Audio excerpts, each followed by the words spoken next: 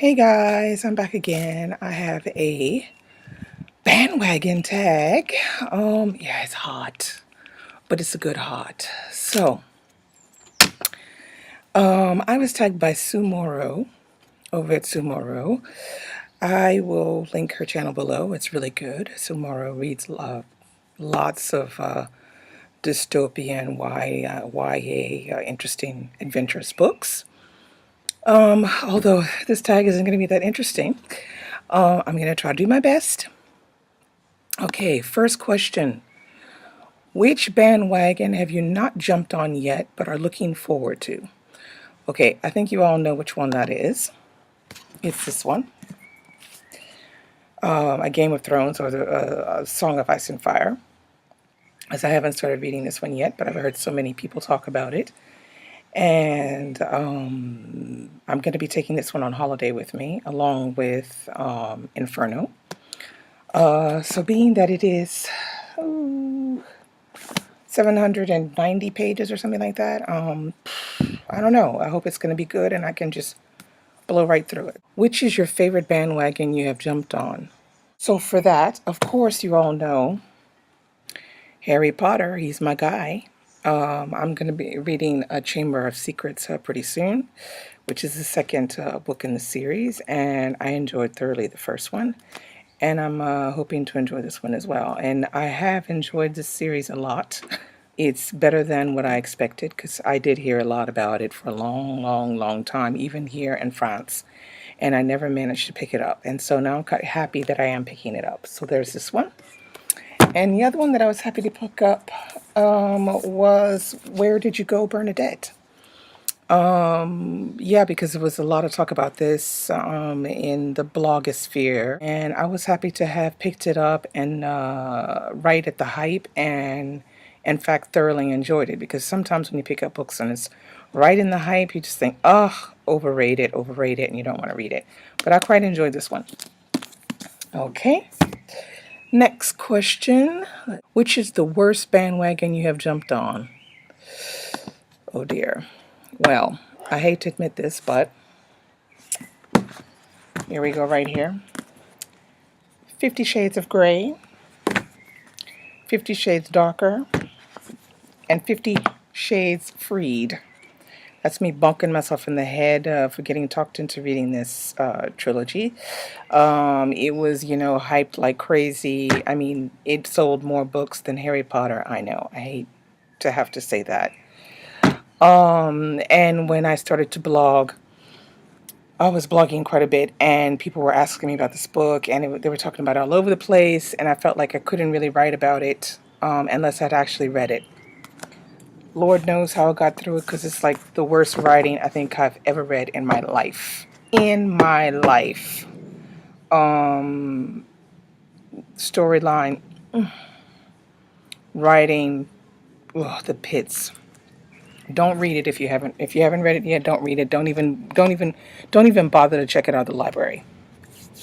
Not worth it. Okay, the next question. Which author or authors of a trilogy, series, duology do you respect the most, and why?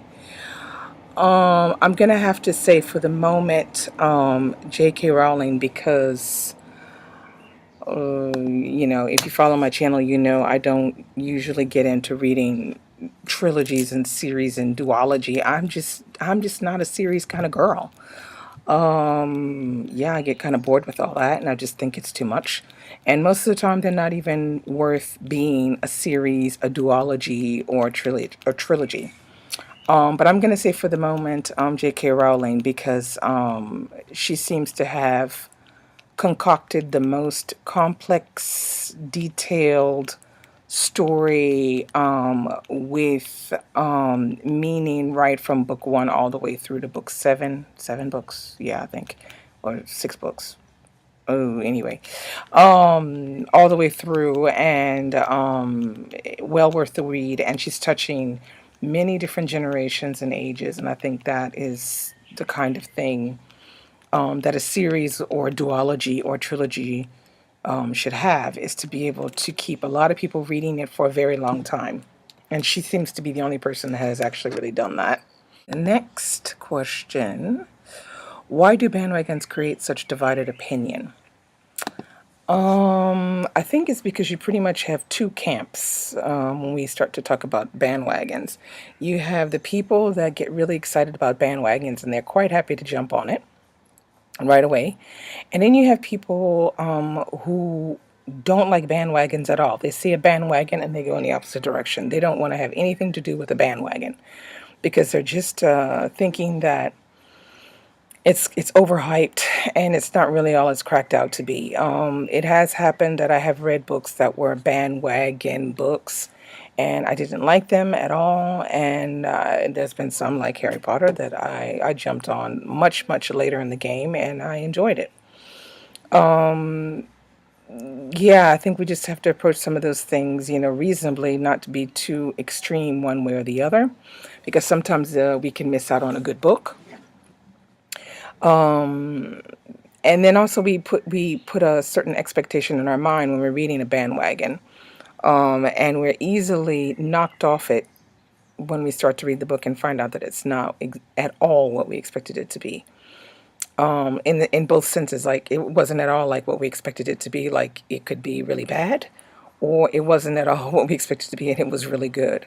So that's why we should try not to be too on the straight and narrow about, oh, yes, I love bandwagons, I jump on right away, or, oh, bandwagons, I hate them, I'll never read that book. All right, that's my opinion.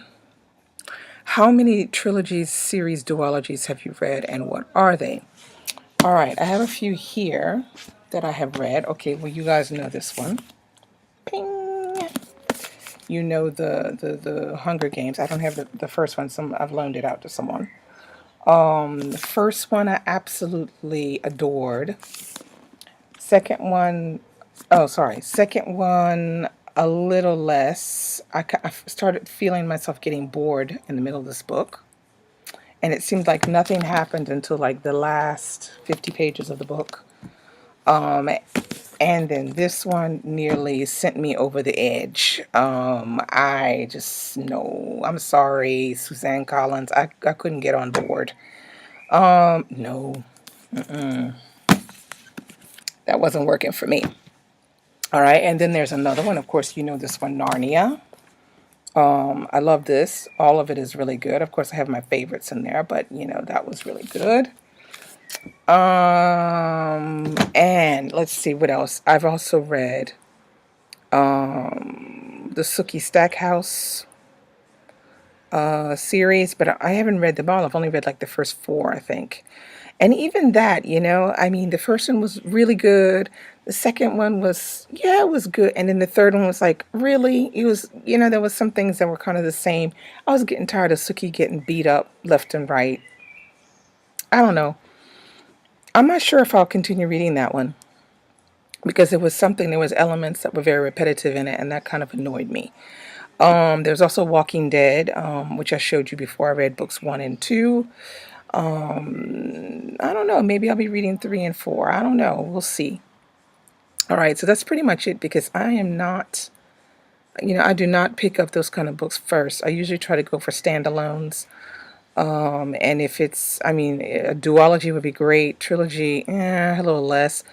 I just can't get into it because I just feel like I get disappointed with each part of the series, and that's just, I don't want to be wasting my time on books that are not that interesting. All right, next we have which books in recent duology series or trilogy are you most looking forward to? Okay, now, well, I am looking forward to reading Noughts and Crosses, which I showed you, which I will probably be reading this July at some point. It may be the end or maybe in August. But I'm also looking forward to reading High Society, Uncommon Criminals, and Perfect Scoundrels. Because I've heard so much about it, and it just seems like a little interesting read. And it is a trilogy, and that's probably what's got me slowed up with even picking it up. But yeah, I will eventually get to it. Anything else? Oh yeah, there's another one, a duology. Now this one isn't that recent. This is quite old. It's Bernice L. McFadden's Sugar. I'm really interested in reading this book. And the second is This Bitter Earth, which I think is a second part. It's when sugar's a bit older. So yeah, I'm kind of interested in reading these because I really do like Bernice L. McFadden's writing. So yeah, so that's another duology. Okay, now next question. Of all the bandwagons you have jumped on, which have been the most difficult to read? Do I have to answer that question? It's evident. 50 Shades of Grey, it was the worst thing I've ever read in my life. The worst thing I have ever read in my life. Okay? It was, the writing was so bad. She needed a good editor, and it wasn't her husband. No, that wasn't working for me. And another book that was difficult for me to read was Mockingjay. Mockingjay was difficult to read just because I just couldn't believe how this story was turning. The way it was turning, the deaths and all that. I just was just depressed when this book was over, and it went like, I don't know. Yeah, that was tough. It was a tough read for me. All right, next question. If you could write your own series of books, what would they be about? Okay, first of all, I would never write a series of books. I can tell you that right now. It's not going to happen. I hope one day to write a book, standalone books. I will not be writing any series.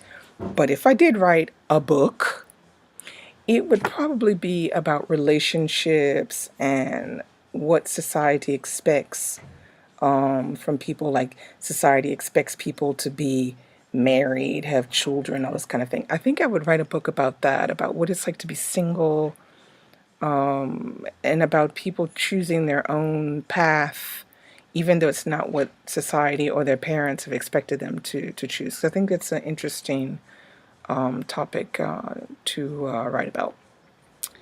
Who knows? Maybe the next NaNoWriMo. Never know. Okay, the last question. Which is the bandwagon or bandwagons you could read over and over again? Well, now, for the moment, it's going to have to be Harry Potter because that's the only one that I feel like I could read over and over. I don't have a habit of reading books over and over. Yeah, I think, yeah, probably Harry Potter because I read the first one and I absolutely enjoyed it. And I'm sure I could read it again just because I really like the atmosphere. Yeah. So that's it for the bandwagon tag. I think I'm gonna tag Viridian Reads. I don't know if Alan Janae has done this, but I'm gonna tag her. And I'm gonna tag Brown Eyed KK. And I'm gonna tag Sam's Treasures. And who else can I tag? Because I think a lot of people have already done this tag. Oh yeah, and I'll tag Danielle over at One Small Paw. I'm gonna tag Brooke Lee. And I'm gonna tag, who else can I tag? Some other people I can tag. I'm going to tag Estelle's Revenge. I'm gonna tag all those people because I don't think they've done the bandwagon tag. Okay, so hope you guys are having a great Sunday afternoon. It's Sunday afternoon here, actually almost evening, 6 o'clock in the evening. And I'm sure I'll be back with probably with Ryan's tag.